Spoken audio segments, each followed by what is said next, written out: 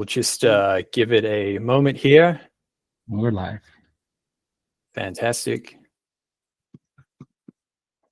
And we'll just wait for everyone to come in.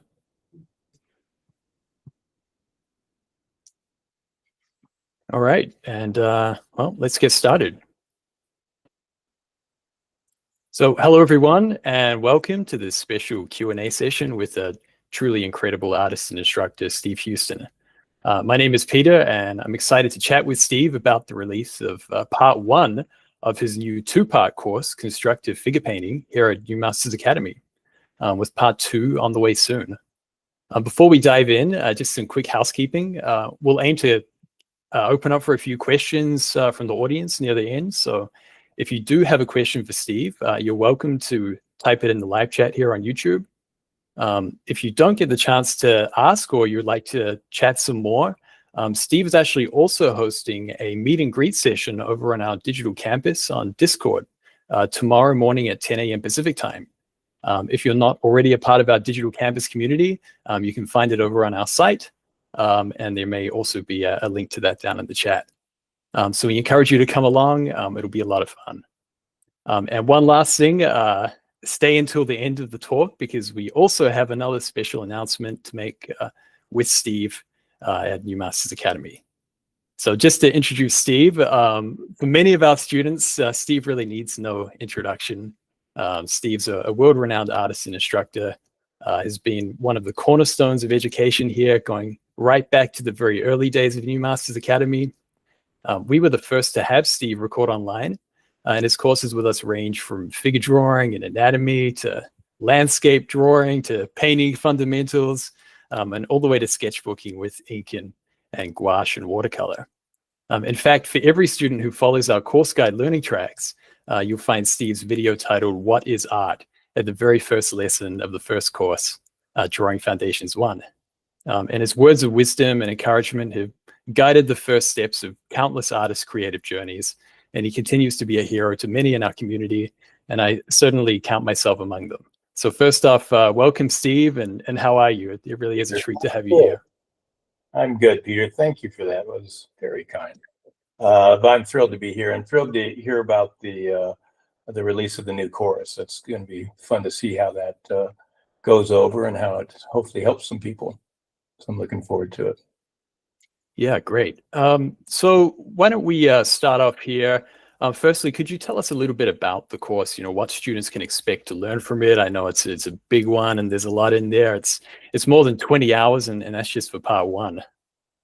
Yeah, it's everything I could get into a recorded session for new masters. So it's pretty comprehensive, and like I said, I'm excited to see it come out. But what I'm doing really with the painting course is it's building out of that drawing. You can do it as a discrete course, but the way I teach is when I draw, when I paint, when I sculpt, I have the same process. And so what I'm doing is taking all the fundamentals that we learned in drawing and just switching materials in the beginning. And so the way you draw in charcoal, you can draw in paint. There's just a few things we really need to know to be good figurative realist artists. It seems like there's a long laundry list if you look at all the classes you might get at a ideal university or from New Masters itself. But it all boils down to the structure of life, which is the volume, 2-dimensional or 3-dimensional. The gesture of life, which is the energy, the fluid design, and that's what differentiates an organic structure from a engineered structure. There's a certain watery quality to anything that's alive, or most things that are organic. And so you've got to build structure and gesture, and then the illusion of life is value. And then eventually, and this is one of the exciting things about the course, we get to go, of course, into full color. But the foundation of color is actually value.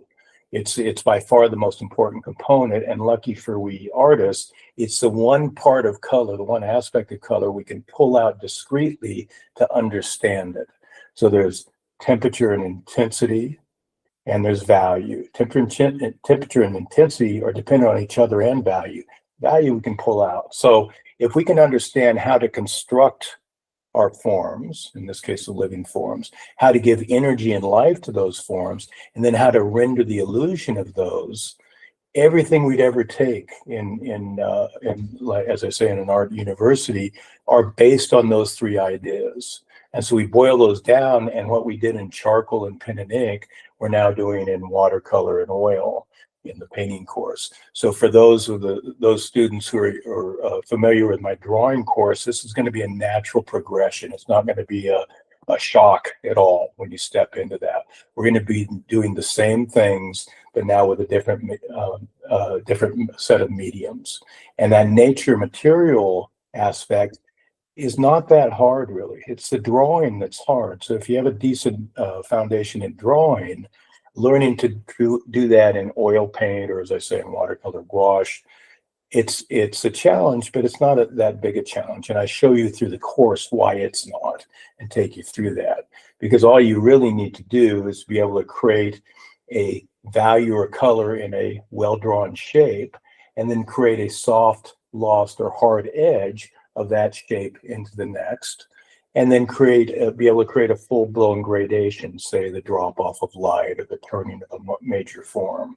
So these are fairly simple, and that's kind of my roadmap for the processes that I teach and the processes I do for my own career, is let's make these things that can be so difficult, like anatomy and laws of light and color theory, let's make them simple and intuitive. And that way, it's not a complex problem. It's still a challenge, but it's not complex. It's fairly straightforward, and we can approach it that way. And what it allows us to do, too, is then play a little bit with our own creative voice right away. So as we paint, we can start bringing in some of Sargent's techniques and Zorn techniques and Rembrandt techniques, and we bring that into the course as well. Look in the old masters to see how they did what we want to do and how they each did it with a slightly different voice. Yeah, that's a fantastic overview, Steve. It's something that's really interesting to me is that even in a course about painting, your initial lesson focus is on that drawing aspect and establishing, or maybe for some students, reestablishing these fundamental drawing principles of gesture and structure with line. What is it that always brings us back to the drawing, even if it's all about a painting course? Well, it's because drawing is the fundamental skill that teaches us how to see the world. And so we really have a couple problems as young new artists to this medium. Is we have to be able to get that nature materials, learn a process, a how-to process, to put down some marks to make an arm or some details to make a head. But the more fundamental problem is actually learning to see the world like an artist, learning to see the world with an artist's eyes. Because after all, you and I, and really every being on this planet, every human on this planet, has seen the human face since day one. Every single day. It's either been in the mirror with themselves or been with their family and community. And yet almost no one statistically on this planet can draw a decent head. So why is that? It's because the way we see as artists is a translation of the real world. So we're actually not drawing or painting a head, we're drawing or painting our idea about the head. And so we have to get clear on those ideas, or we struggle and flounder, or we're forced to spend 100 hours rendering away, trying to copy every detail, not really understanding what it means. So the ability to see as an artist is the ability to translate. And the foundational tool to do that is in drawing. I'll draw with my thumb and clay. I'll draw with my brush and paint. I'll draw with charcoal, pen and ink, pencil, whatever, in drawing, but it's all drawing. So that's one of my kind of pet peeves, is we send our young students to art school and they do a painting class, and they do a drawing class, and they do a design class, and they do a linear perspective class and sculpture class, and they're all completely different processes. And yet we can, in the beginning stages at least, we can make them very much the same process if we want to, and then later depart. And for those who enjoy the first part of the course, the second part will then take them into building on what we learned in the first part and take it to a place where now we can get creative with the materials themselves and do a full-blown rendering with those materials and build up the surface or create glazes and all sorts of fun creative techniques that we can build on top of that. But underneath all that is a drawing. So that's really the answer there. Yeah, thank you. That's a great answer. Speaking of materials, I wanted to ask, since you cover so many different mediums in your work, and different ways of working with those mediums, from charcoal and ink to oils, as well as gouache and watercolor, how did that process develop for you when starting out? And in your own practice, how did you learn which tools you needed for the job? And does that mindset or goal change for you depending on which medium you're working with? Yeah, it's when we begin, we copy. In psychology, they call it modeling.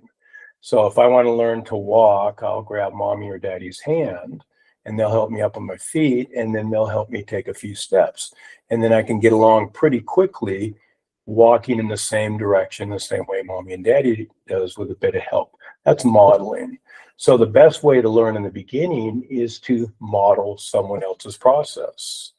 So somebody will take my course or Ilya's course or Glenn's course, or look to the way Sargent works or something like that, and just copy that step by step by step.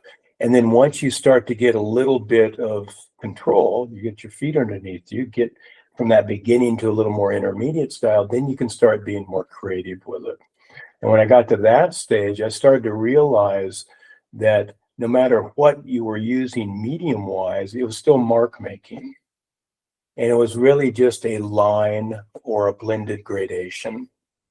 And I can make a thick line with a brush, or a thick line with a Sharpie, or I can make a thin line with a fountain pen or a sharpened pencil. But it's just line, or if I zigzag those, as we talked about in the drawing, we talk about in the painting class, zigzagging that and then pushing that zigzag in a direction, I can create a long form of gradation. And so that's the only two tricks to foundational skill in any particular medium. And really, it's all drawing.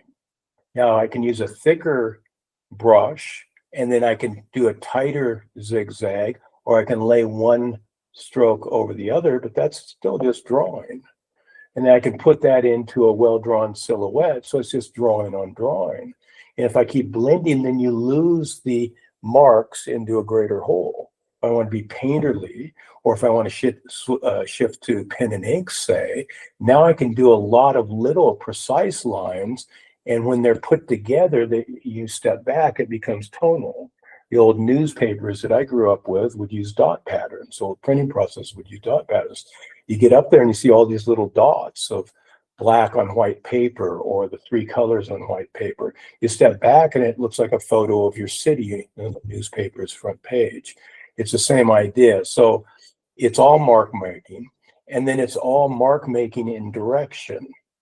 So I can make my marks go down the long axis, or I can make my marks go across the short axis, or I can change at an angle. I can make the marks feel like they contour over the form, or I can just cut across the form. And so there's just a few little ideas. And so because I had never painted as a kid, I only drew, copied comic books, basically. That drawing was my in. That was the only way I could see art through those eyes. So as I said, every mark becomes just a drawn moment, and then you can hide the process, or you can exploit the process, leave it painterly and loose, like a beautiful Sargent or Zorn sketch, say, or beautifully rendered like a Bouguereau or a Rembrandt. It doesn't really matter. That's just a finish on the top. The thinking's the same. So I hope that answers. Yeah, absolutely.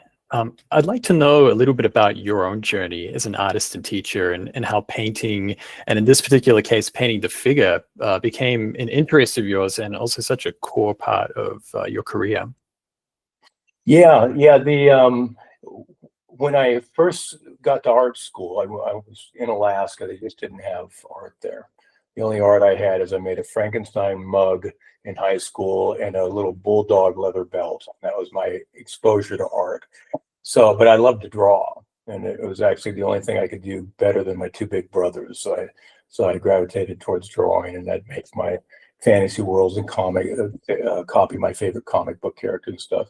So when I went to California to go to school, again, I only had drawing, but I didn't have exposure to any of the art history folks, Rembrandt, Michelangelo, Degas.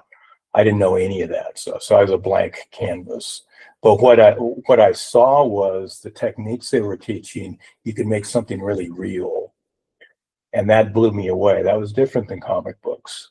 And it seemed just magical. And frankly, it still does to me, that you can put a little white dot and all of a sudden that nose pops off the canvas. That was just like magic. So I spent my 8 semesters there learning how to draw, because that was my wheelhouse. I wasn't very good at it compared to all these terrific artists and certainly the teachers, but it was the best thing I could do. And then I was obsessed with the rendering of it. And I had some wonderful classes of rendering in charcoal and rendering in pencil. The painting, it's much harder to do long form rendering than that. So it couldn't be oil, so it had to be acrylic, usually acrylic, but a few other things like wash and stuff. And I got fixated on the rendering of it. And that was just exciting to me. So that was my whole portfolio. And I was a very average student. I graduated with a C+. I never got a piece in the galleries. I never got a scholarship. In fact, I decided not to try for a scholarship. I wouldn't have gotten it, but I didn't try for it because I had noticed the people who were getting the scholarships then had to keep their grades up. So they had to please the teachers. So they try and figure out what the teacher wanted. And I wanted a little more freedom so I could play. So that was my journey through school. And about 4th semester, I got lucky enough to get a job illustrating these little computer chips. And every once in a while, I get to put a fantasy figure in there. And they were in acrylic. And that put me through the last 4 semesters of school. But once I got out, then I started to realize that it just wasn't enough. Just to be able to render, then you're just putting in more hours to make it look better. And with the illustration careers as it was at that time, deadlines were a huge thing. So oftentimes you'd be up all night trying to finish your rendering for the Monday morning deadline and stuff. And to render more and more, put more and more pressure on the lack of time you had to do your best job. And I actually found at one point I was getting worse rather than better because I was so rushed on deadlines. And I was also losing my love of art. So I went back to school, not to study, but to teach. I started doing the high school kids. At first I got a job, and first, even before that, I think I had that, and then I got to sub when somebody was one of the main teachers was sick. And so now they were paying me to practice.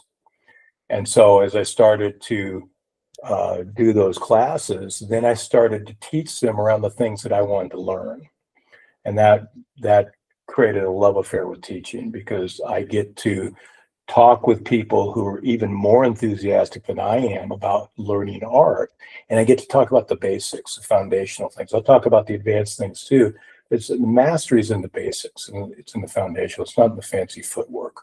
It's the foundational stuff. And it's doing it over and over and over, very much like a sport would. The batting champion gets into the cage some part of the practice every single day, and practices not on fancy swings, practices on those foundational swings, those foundational moves.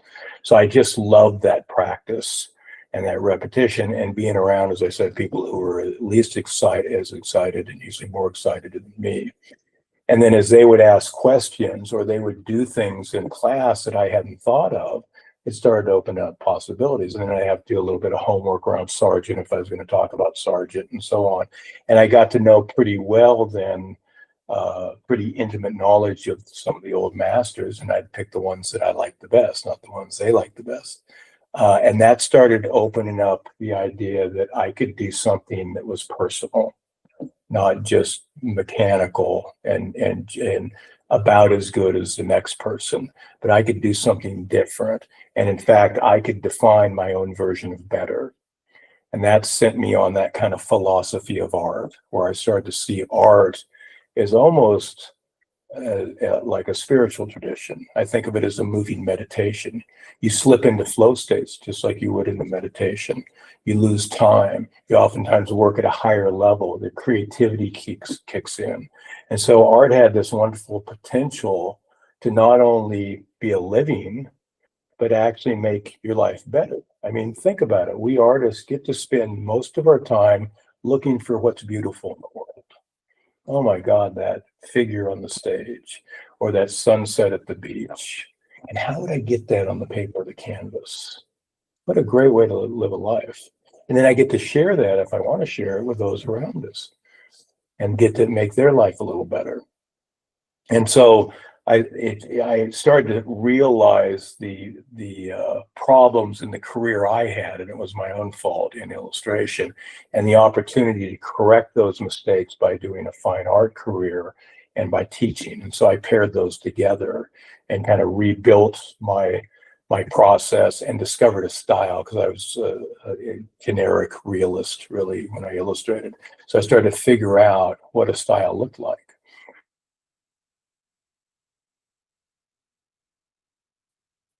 They're doing 2 or 3 or 4 things different than most other realists. So they're learning all the craft skills that any realist would, but they're doing a few things different. It's going to be this beautiful golden light. There's going to be a lot of detail in the light, but very little in the shadows. Where the shadow is, if there is any marks, they're oftentimes more linear and less rendered. There's thicker paint and more color, more intensity in the light side. There's thinner paint.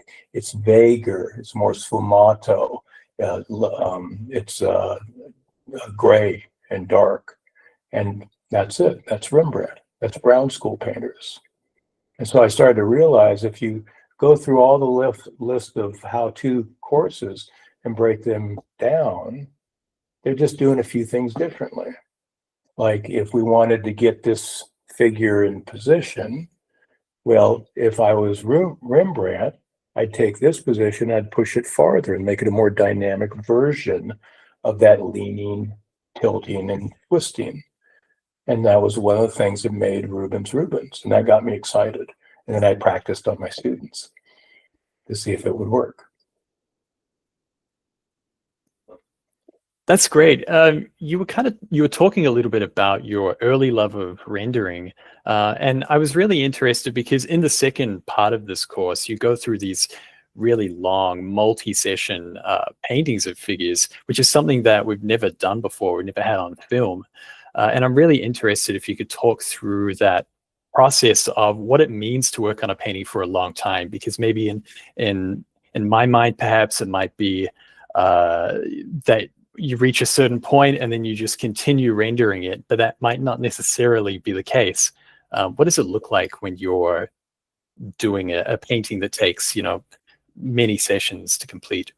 Yeah. First of all, I'll give credit to Joshua on that one. He had the ideas, I remember, doing the long form rendering on it. And I was in Montana at the time, so I'd fly down every few weeks or months and do another step in stage of the painting because it had to dry in between. So it took, I don't remember, it took 2 or 3 years to do that, I think. But the idea there is a finish you can approach it 2 ways, let's say. I can put as much detail as possible in that, let's think photorealism, and hide the technique.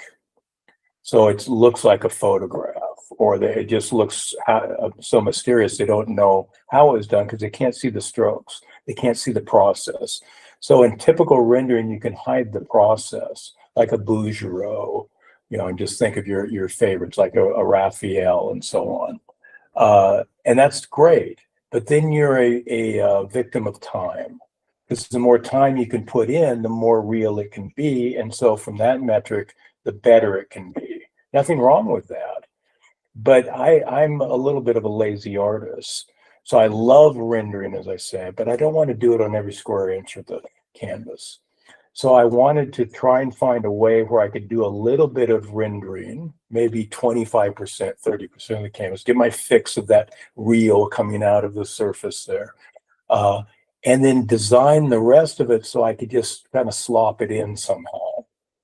So that, and this is my process, and it's going to sound like I'm inventing these things. It's not. I'm just stealing these ideas as I start to understand them from all the greats in history. But I started to realize there's realism, and then the extreme of that was abstraction. And I also started to realize that most realists can't stand abstract art, and most abstract artists can't stand realist art. There's a war going on there. They're at the end of the spectrum from each other. But I also realized, wait a second, it's not an on-off switch. You're either abstract or you're real. It's like a dial. You can get a little more abstract in your realism, like a painterly, alla prima approach, or you can get way more abstract, like an expressionist approach, or you can become fully abstract, like a Jackson Pollock or a Franz Klein or something like that. So why can't we play with that creatively? So what I started to look at is when I look at a loose alla prima painting by a Richard Schmidt or a Zorn or a Henry Asawa Tanner or someone like that, that's using abstraction just somewhat down the field, or down the field from realism. And you could take it farther and move towards Katie Kovitz or Edvard Munch or whatever, post-impressionists say. So I started to get really interested in trying to make it look realistic from a distance, because I love that. Design it in such a way that most of it was abstracted, just lost and found. And I used the Brown School Rembrandt idea for that, because there's almost no detail in the shadows in those things. So that's just abstract space. It's a foggy day and you just get lost in the mist. And then a little bit of that form comes out and becomes fully realistic, and other parts go back away. And you can play with that just by the design of it. And then what I started to want to do is every time you moved a little closer, let's say you walked into the gallery and you see one of Steve's pieces 40 feet away. When you get to 20 feet away, having that distance, you see something a little different. Oh, wait a second, there's no detail in the shadows. Then you get 10 feet away. Wait a second, there's more color in the light. You get 5 feet away. Wait, it's a little thicker paint in that. And you get right up to it and you realize there's an abstract surface there, which was Rembrandt's later work. And so I tried to create a payoff to the audience. Every time they got a little closer to the work, they saw a little bit more. Because what I found is a lot of realists, you get up there and it's just as real as you got away, or you get up there and all kind of falls apart because the alla prima isn't well drawn. It's just kind of filling in the tiles of color as they should be. And it's not wrong, but there's nothing exciting about that. So I wanted to give them a little more pleasure every time they came up. And so I wanted to make it more and more real and more abstract. And I did that by building up the surface. And these are all things we do in the second course, basically.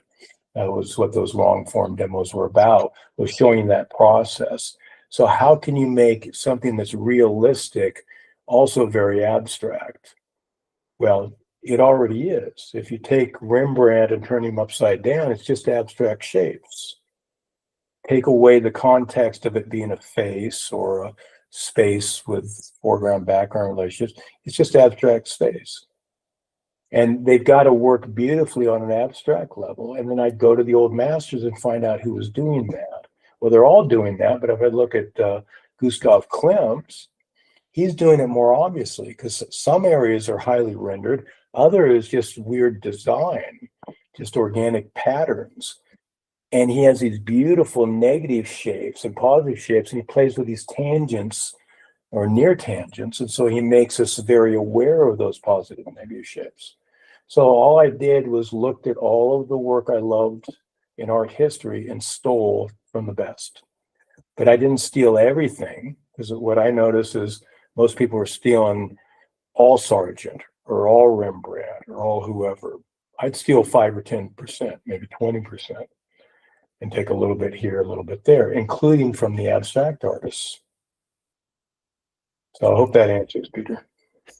Absolutely, and you've essentially answered my next question, because I was going to talk a little bit about how much I admire your work, very much because it feels so real and so truthful to the subject, even when so many passages in your work look very abstract at times. And you have answered that. But I am interested though, how did you discover that kind of work, or how did that become a meaningful thing to you, to play with this idea of realistic from a distance and abstract up front? You sort of said that you have been looking at all these old masters that you like. Was there a point where it clicked for you, that you discovered your own voice? Yeah, there's a couple of things that clicked for me. One was on my honeymoon, and I was 40 at that point. So it took me a while to get there. We went to Amsterdam, and I got to see the Rijksmuseum, which has all the Rembrandts, and you could see the early stuff and the later stuff, and you get right up close to it and see it. And I'd been in LA for 20 years at that point, so I'd seen Rembrandts before, but here you got to see the whole art history of it. And when you got up to the surface of it, it was a completely different painting oftentimes. And in fact, sometimes he would forego the realism, especially in his later career, kind of like Titian would, but better, I think, for me, where it would get more abstracted and expressionistic, not as realistic, not refined, not turning the form, but it was incredible surface quality. So that got me really excited about it. And the other thing was a little bit of competition in career, because I knew I was a C+ student. I knew I wasn't going to be the best renderer out there. So, and as much as I'd like to have it true, I won't be the best draftsman out there. There's always going to be somebody just as good or better. And if you get up to a high enough level of skill, most people, most lay people, including most collectors and gallery owners, can't tell the difference between someone, if you could measure such a thing, that's 10% less than world class or 10% more than world class. It all look the same.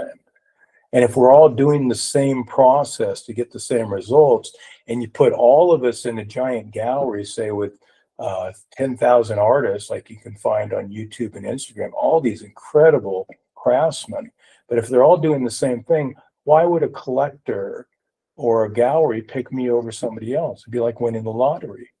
And if I never showed up, if half of us never showed up, they never miss us. So since I couldn't be as good, and if I happened to be, I couldn't be so good that I could distinguish myself from the talents of the others, can I do something a little different than the others? And that again was what the old masters taught us. We don't love them because they're the greatest craftsmen. That's not true in the Impressionists and Post-Impressionists, for example. That's not true in some of the Mannerists' work. It's not technically as good in terms of realism as some of the work that came before and came after. We love them because they're unique. We love them because they're showing us a way to see the world that we couldn't have imagined without their help. But if you're one of 10,000, you got 9,900 and a few more that could show you just as well or better. So why would they need me?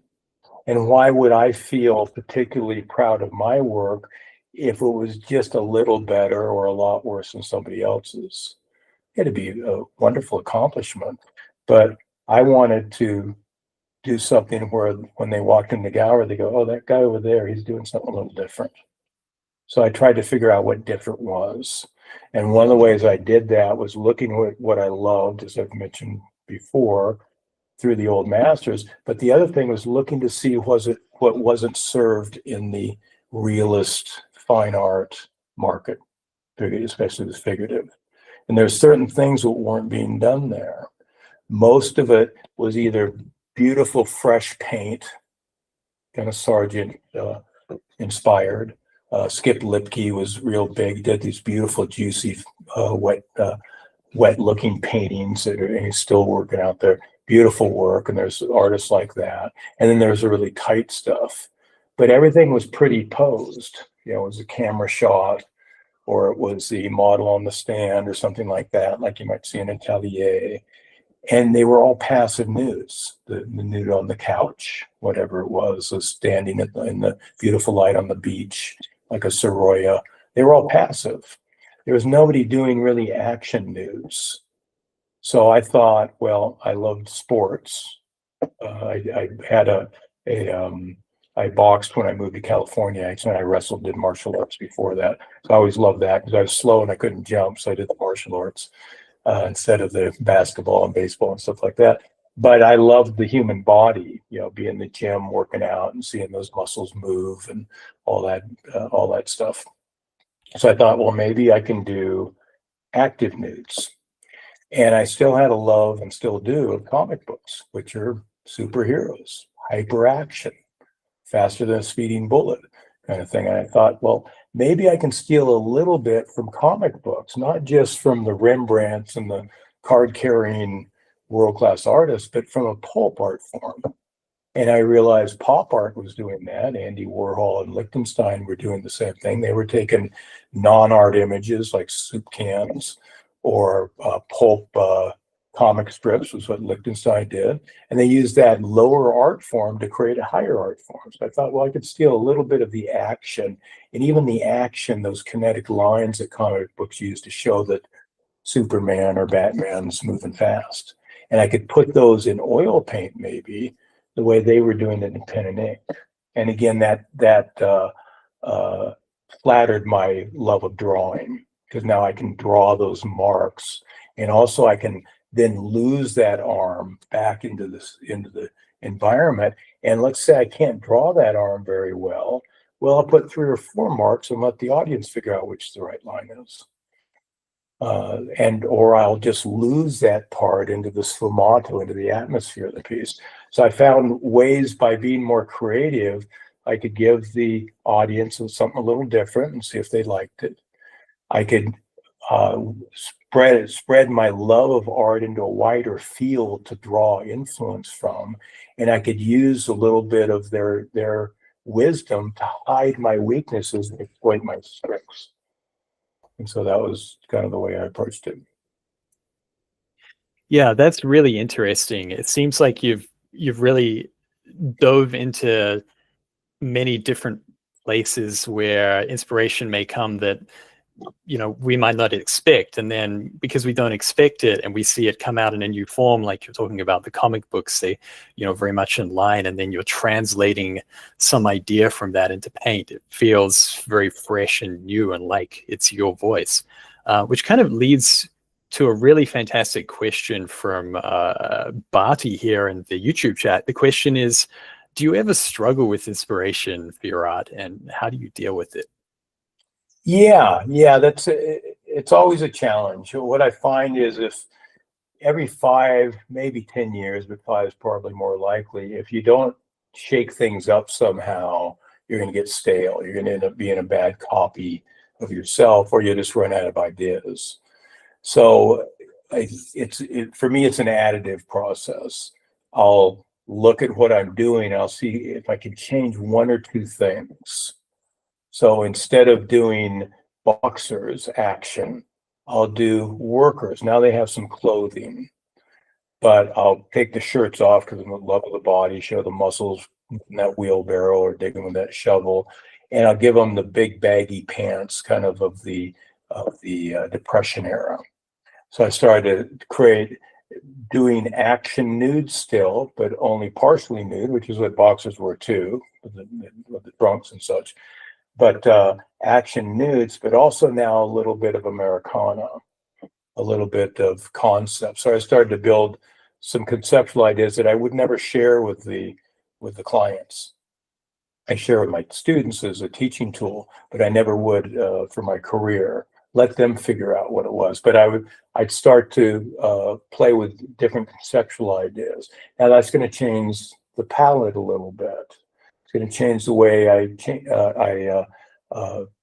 create the process of putting it down and how far I take it. For example, it was a simple thing, and I thought it would be easy, but with the boxers, I had this non-environment. It was just in a void. There'd be these vague little lights, like they're maybe foggy versions of theater lights for an arena or something like that. but it's basically no environment. It's just figures. In that sense, it was like sculpture. Because I wasn't interested in the world. I was interested in the beauty of the figure. And same with the nudes oftentimes. But with the workers, usually they would be in some kind of environment. First environment I put in was a stucco wall. And just going from a black void to a rough white or off-white wall just gave me fits. I had to repaint over and over, throw away several paintings trying to figure out how to do that. That one little change changed everything for me, and that affected how the work looked. And so oftentimes when you get stuck, you'll say, okay, well, I was doing figures, maybe I'll do landscapes. That'd be fine. Or I was working like Sargent, now I'll work like Zorn. That's a little different, or something like that. But if you can even make it simpler than that, just change one thing. Go from a dark background to a light background. Go from figures that are in action, but now figures that are part of a zeitgeist of a country, just a conceptual idea, not even a craft idea difference, really.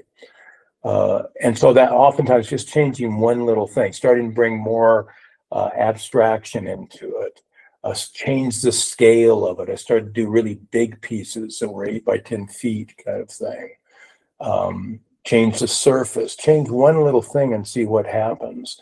And then just have and I still do this, just have a Word document or a journal where you write down ideas.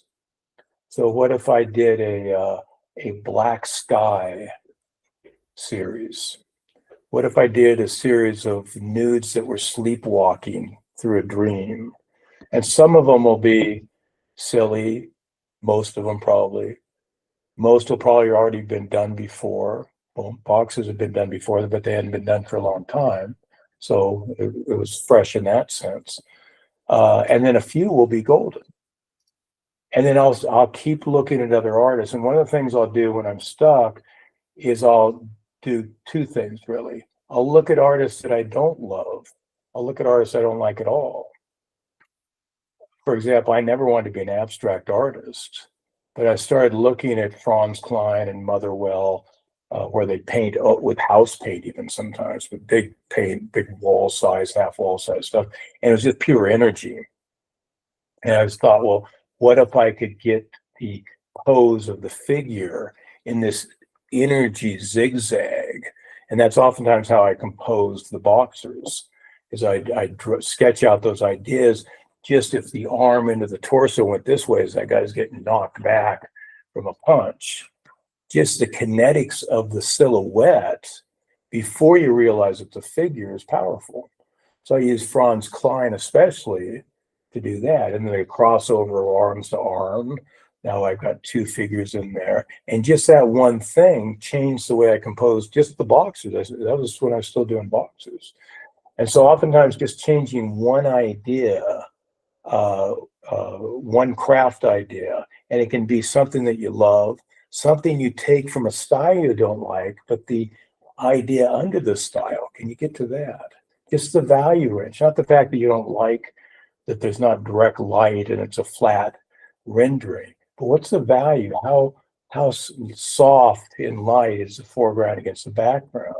So someone like a post-impressionist, like a Passin, he might ghost everything out and the color's ugly. It's too much white in there. It's not beautiful color. Isn't it? The forms are kind of poorly drawn. In fact, there's oftentimes no form at all, but it's really ghostly. And just that ghostly quality of basically off-white milk bottles against an off-white draped table and an off-white wall behind it, white on white on white. I go, that's cool. Could I use that where things aren't dramatically different? So that's one thing I'll do. And then I'll go outside of the art form itself. And that's what kind of led me towards the spiritual idea, that and a few other things. Is art is closer to that mindfulness idea? Is there what is underneath the all those religious and spiritual traditions? Well, they're all connective strategies. How this lost soul connect to some higher source, let's say. It's connection. That's what the spiritual traditions give us. They give us a community after life, oftentimes, but a community, a connective strategy. That's what a more meaningful life is a connection. I feel like I'm part of this world making a difference. I'm connected. When we're in grief and suffering, we feel disconnected, lost and alone.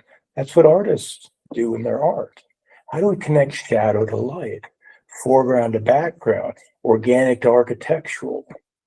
We have these beautiful abstract to realism. We have these beautiful connective strategies that we call craft, but they can also be deeper than that. And so I would go outside where the typical wheelhouse of realist figurative artists worked and steal something out there if I could. And that one or two choices would make me oftentimes significantly different than the crowd that way, and closer to who I was rather than a generic artist. It became a means to talk about the way I saw the world through my art. Yeah, that's fascinating. Is that something like, is that a strategy that you would recommend to students who are trying to develop their own voice or go in a new or a fresh direction? Is that a strategy you would recommend, or do you have any other advice for developing their own voice? Yeah, it would be a strategy. The way I think of it nowadays is really the number one skill we're teaching artists or learning as an artist is to pay attention. Most people don't pay attention. I live in rural Montana, so I've got a bit of a long driveway to get to the mailbox. I can walk all the way down there and half the way back, and it'll take me that long until I realize the birds are singing. I can be driving home from the grocery store and get lost in my thoughts and not remember the last 4 turns to get into my driveway. Most of us don't pay attention. Most of us are in survival mode. I just got to get the boss happy so he gives me a raise or maybe not fire me. I've got go to the doctor's office. I hope I'm healthy this time.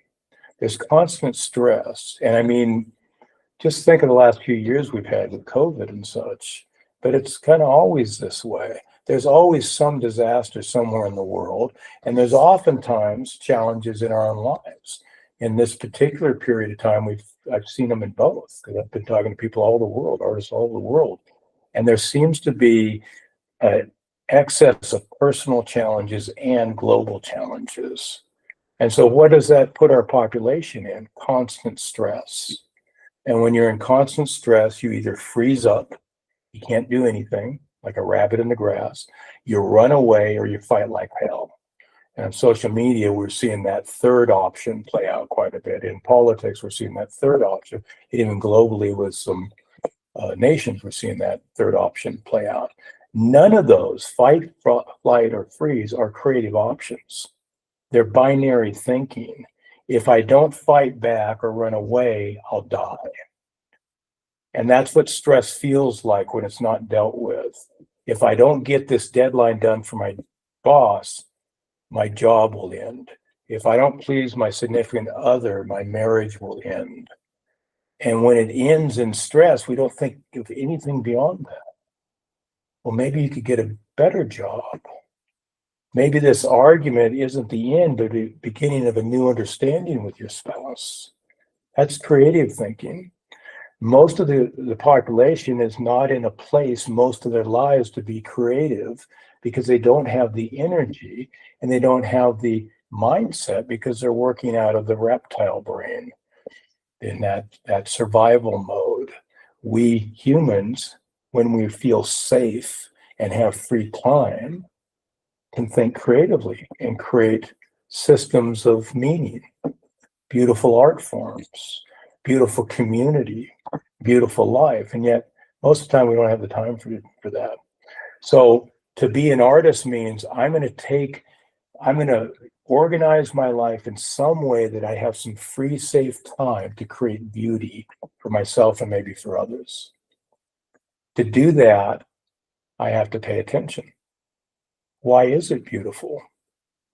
Is it the beautiful color, the lost and found edges, the simplicity or complexity of detail, the realism or the abstraction, a mood, How do I get mood into color? What's a sad line quality? What's a confident? What's a heroic line? I mean, how do we make those marks tell a story, or more important, evoke a feeling? That all takes paying attention. And so that's the first step, is can I arrange my life in such a way that when I get home, I don't just collapse and zone out on video games or binge watch TV shows, but are willing to create something from nothing, from my love of life and from my imagination around that, and make that an important part of my life. And then we go through all the skills that we do, paying attention, because we're taking the world and reshaping it, if we're aesthetic artists, into a utopia. Most of us live in a dystopia, unfortunately, because even if things are pretty good, we still have that mind in our head saying, oh, you're not good enough. You can never be an artist. What are you thinking? And it's what I call the stern parent in us. It picks on us. It bullies us. Clean up your room. You're not going to get dessert. We're going to punish you. Most of our life is built on punishment and reward. All our social systems, school, criminal justice, all that, family life, oftentimes, reward and punishment. Art, spiritual traditions are meant to do something a little different, a lot different, actually. To look at the world and see and look for the connections and speak out about those connections. Look at those colors. They're so perfect together. Look at that body. It's so beautifully designed. So that's where it starts, is learning some mindfulness training, because paying attention is being mindful. I can pay attention to my monkey thoughts and try and quiet them, or I can pay attention to how to make a few marks in pen and ink to show this beautiful cloudscape over a sea. Yeah, that's a very thought-provoking idea, that, to be creative, you have to slow down and actually pay attention. Yeah. And that's what pleasure is too. That's when we can enjoy life. Because most of the time we're regretting the past and we're worried about the future.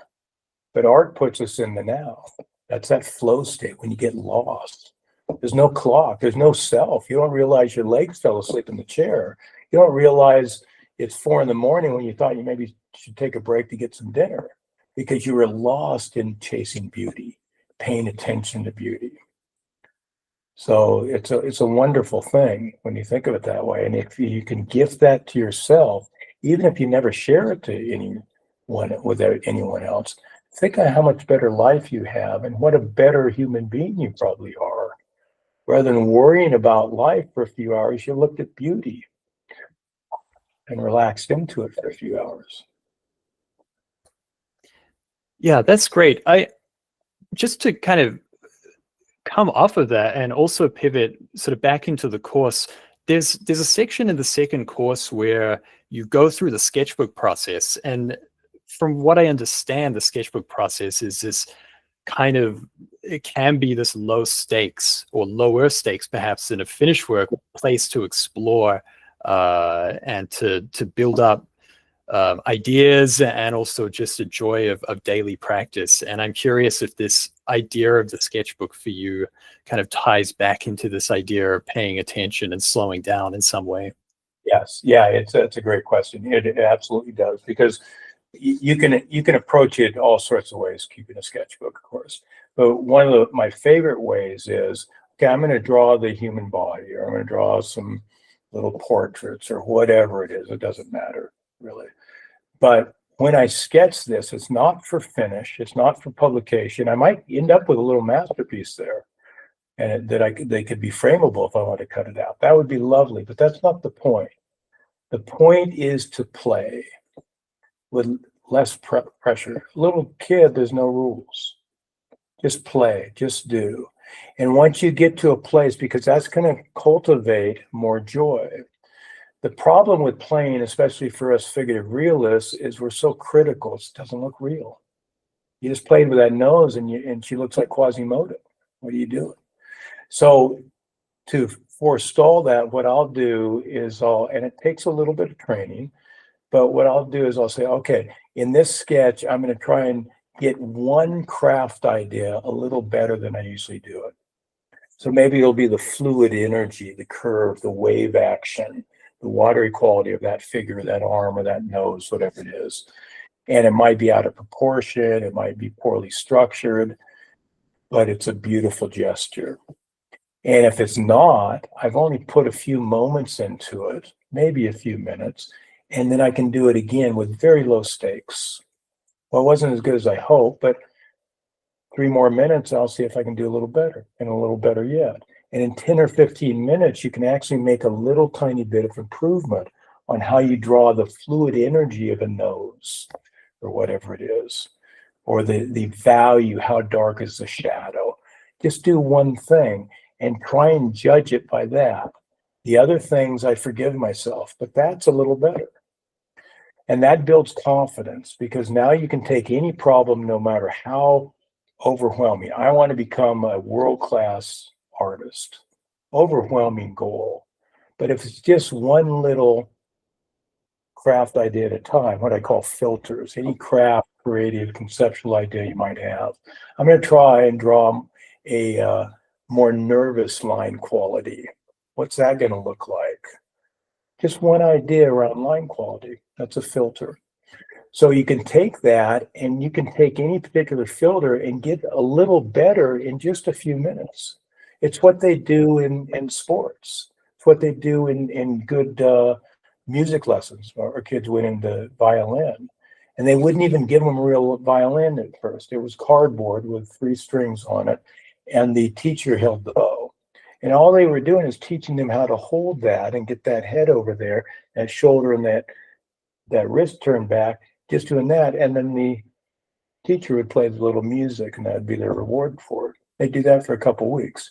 Just a couple things. I just have to get 3 body parts in a slightly different position and get it used to that so it feels comfortable. And then they build on that little win. And that's what I call it, little wins. It's how we teach our children if we're kind parents and not stern parents. We say, okay, you got to clean up this whole room and you're only 3 years old. That little kid's going to drop into a puddle on the ground. But if you make a game out of it, you say, okay, I tell you what, just pick up 3 socks. Now, 3 socks isn't going to even make a dent in that mess of a room. But that's not what we're worried about. We want to build a habit and confidence.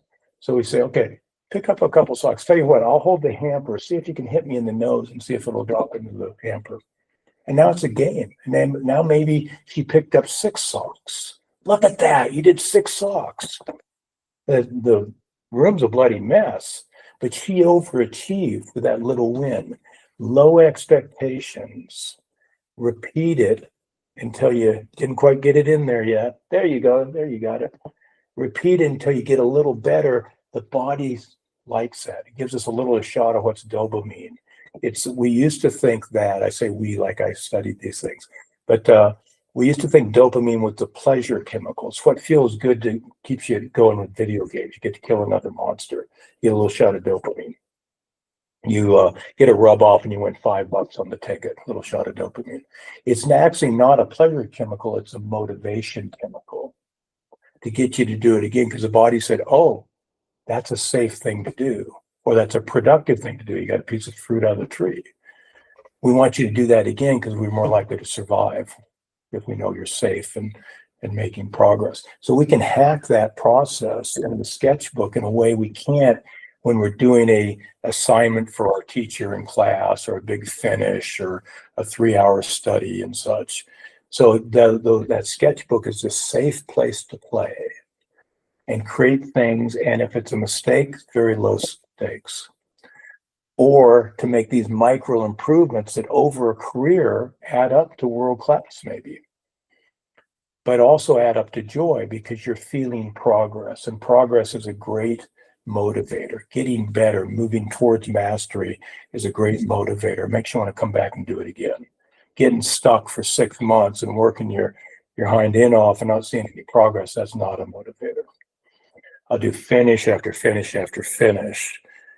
It's not that much better. In fact, 4 and 5 were a little worse than 1 and 2. That's discouraging. So there's ways we can hack this by paying attention to what's joyful, what feels good, how the brain works a little bit. Yeah, that's wonderful, Steve. And it's one of the things that I love so much about this course is that there are so many different approaches, like with the whole sketchbook and everything that you're talking about. And then there's the master studies and the longer form paintings. There are so many different ways of approaching from the macro, there's the whole of the figure down to the parts, and then the connection between the parts, and all of these different processes. They're separate in one sense, but they all come together and create this greater whole at the end. And I think that's a huge takeaway that I got from the course personally, and I think it's just wonderful. That's great. That's great to hear, Peter. Yeah, that's called passion. When you have a subject that made you curious, a thing called figurative drawing or figure painting, I think I might try that. That's a curiosity. And we have curiosities all the time, but every once in a while it will stick.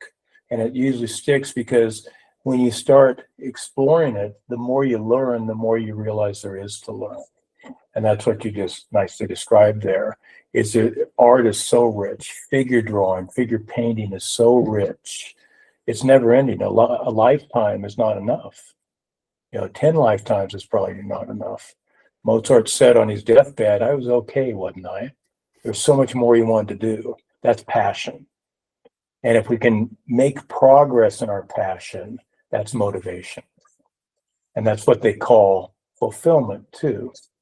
Fulfillment is being passionate about something and caring about it so much that you have the capacity to keep working at it. A little bit of grit, a little bit of resilience to do it. Well, that grit and resilience will fade away if we don't see progress. So it's really important that we learn in the right way and develop our own art practice in the right way that encourages continued capacity by seeing progress. So if you take on too much, if you have to learn too fast, if you're too hard on yourself or the instructor's too hard on yourself, it kills that. And eventually you're going to walk away from it, which I almost did before I found teachers found students to practice on, figure out a better way. Yeah, that's really encouraging, Steve. As we've just approached the hour here, maybe we can pivot to a couple of student questions before we begin to wrap things up for the day. Sure. So we have a question here. Eon is asking, were you inspired by George Bellows? Maybe we could talk a little bit more about, old masters and some of your inspirations as well. Yeah, I was inspired by George Bellows in a couple ways. One, and George Bellows he was part of the Ashcan School in New York, early 20th century. And he did kind of the Ashcan folks, as the name suggested, was the dirty litter, the ash can and the alley kind of way. So the gritty, dirty urban environment rather than the beautiful, lush, romantic green environment. So it had that kind of dark side, and they would paint about child labor and all sorts of stuff. And Bellows would use these acidic colors to show not the beautiful harmony, but again, the kind of the dystopia of life, being stuck in an urban industrial environment. And one of his series was of boxers. And it was the last major series of boxers that was well known and famous. It wasn't, other than that, it was always illustrators that would do it for video covers and stuff. But Bellows had done this amazing series on boxers. So looking at that, and I'm 50 years later, 60 years later from that, I didn't want to be compared to that because they were so good. So he, with that acidic style and his paintings, got rather crude realism. He showed that gritty quality, but it looked like when you looked at those boxers in the ring, it looked like raw meat that you pulverized, basically. It looked like this bruised flesh, which was the point of the pieces. So there's a certain horror to it. There'd be this leering crowd watching these people pummel each other like raw flesh, basically. And so I thought, well, I don't want to be compared to that. There's no way I can compete with that. So I'm going to go the other direction. So I was influenced by him to move away from that towards a more romantic. So I adopted that beautiful God light of Rembrandt, where it's like God above shining the beauty down on the world. It wasn't the forms that were beautiful, it was that light that was beautiful in Rembrandt. And I thought, well, that's kind of perfect to get away from bellows and also to create a little conflict in there. Beautiful light on a rather ugly subject. People being paid for our entertainment to try and hurt each other. So now we got a little drama in there. So that was one of the influences by trying to see how far I could move away from it. But what I did like about that was the energy of it, because they were these kind of flailing figures like this that weren't really boxing poses. It wasn't good form or anything, but there's incredible energy in that. And so again, I didn't use those kind of poses. I did later a little bit, but early on, most of it, I didn't use those poses, but I used the kind of the comic book energy version of that. So I'm always interested, can I do it the same yet different? If I'm going to steal wholesale, as I do, like Rembrandt, I'm going to steal just a couple things, not everything. I don't want to be a secondhand version of Rembrandt. I want to hopefully be a first-hand version of myself, but I'll steal a little bit from him, like he stole a little bit from others. And then I'll steal from over here, and they'll call it Steve style. But it's really, I'm just pilfering just a few percentage points rather than trying to look just like Sargent or whatever. So that was how bellows influenced me. Yeah, that's fascinating. Well, we have a question here about the figure itself. Mick Devon is asking, you know how there are color zones of the face? Are there also color zones of the body? Yeah, those color zones are happening for a few reasons. One, it might be hair. I got a long beard here. But if it was stubble, then the hair or shaved head, that hair, whatever color the hair is, let's say it's darker brown or something, would blue out the skin. So you'll see that in a Gainsborough, say, or Franz Hall, where you'll see that stubble come through and they're a little bluer here. It can get bluer in the skin underneath the eyebrows or even in here. And then the other thing, the big thing, is the blood. In the smaller parts of the body, the blood's going to come to the surface usually. In the bigger parts of the body, as we go from here to here,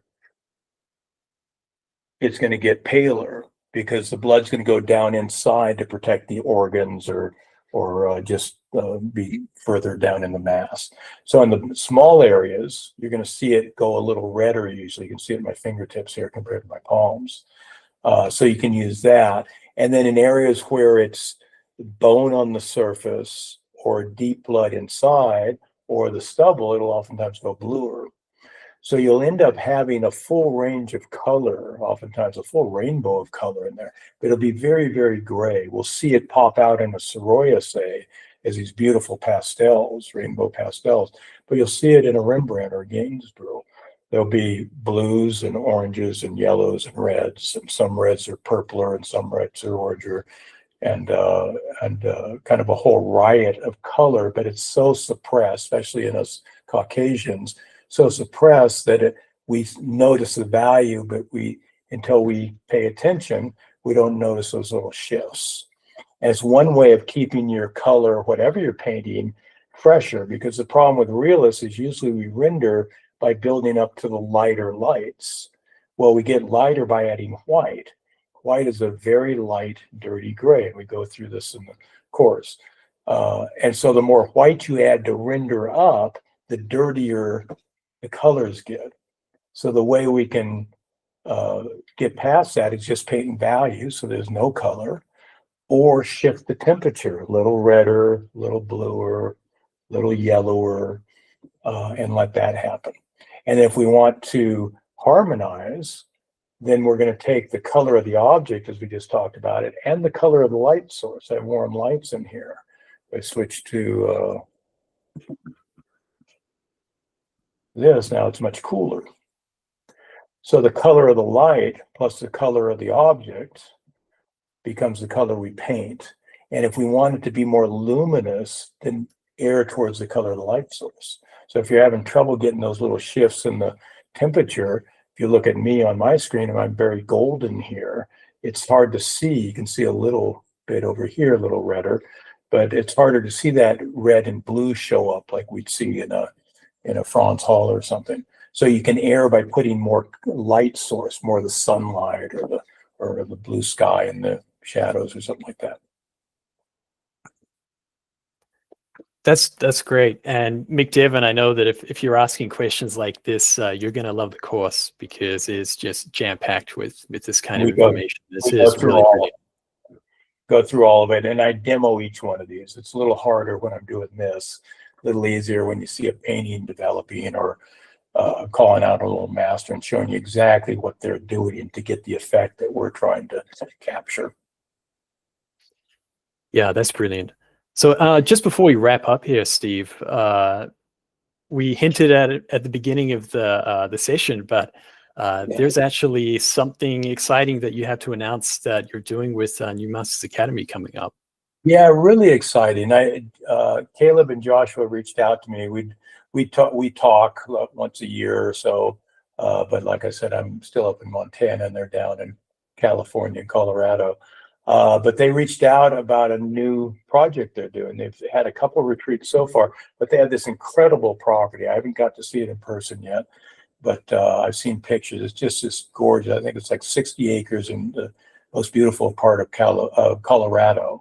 And they're now doing retreats, live retreats. And I haven't done a live, anything live for probably 8 or 9 years. And the last time I did it was with New Masters. I used to fly down every once in a while, every year or so, and do a workshop there.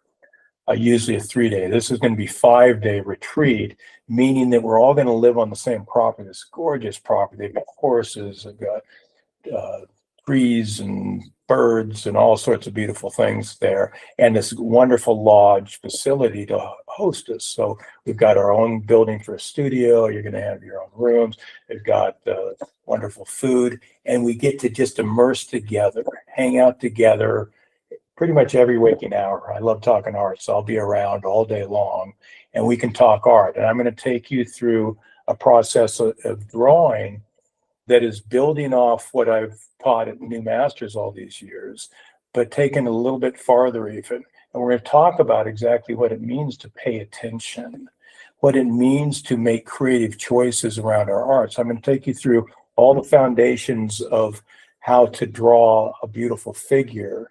But as I teach you the craft, I'm going to weave in this new information, these new strategies on how to find your creative voice right away. Not that in 5 days you'll come up with this amazing world-class style, personal style, but you'll have the tools to start developing your own style as you build your craft. Because that was one of the things that always bothered me. We teach craft, and then after a few years we say, okay, you're good enough, let's figure out style. And oftentimes you have to go to somebody else to teach a style, and it's usually their style.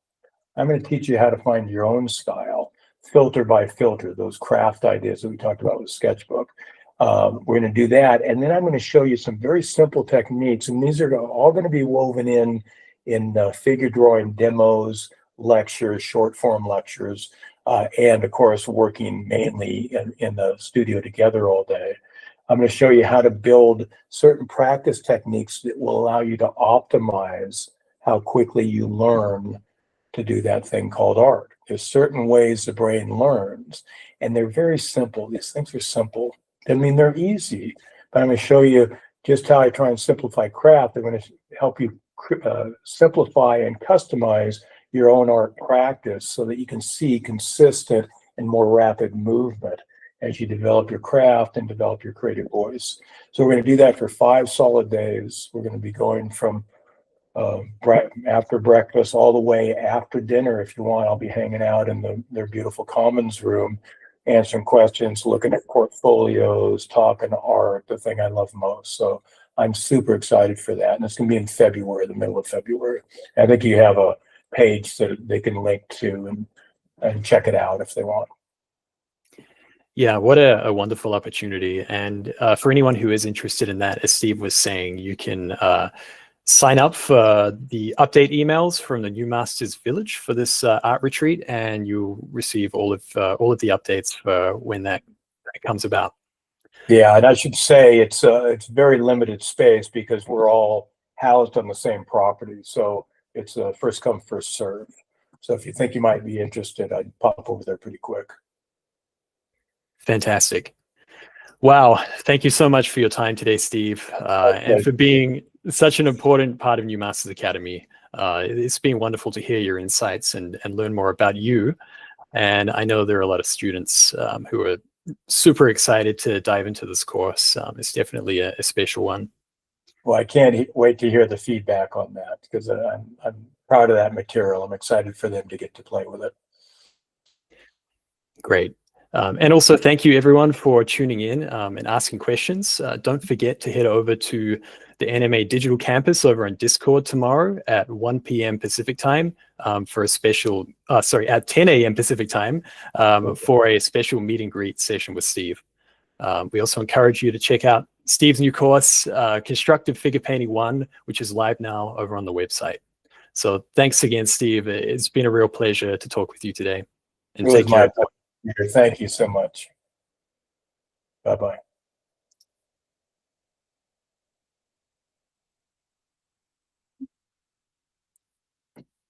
There we go. We're off. Okay, and we're off. Yeah, we're off. Yeah. Cool. Thanks so much.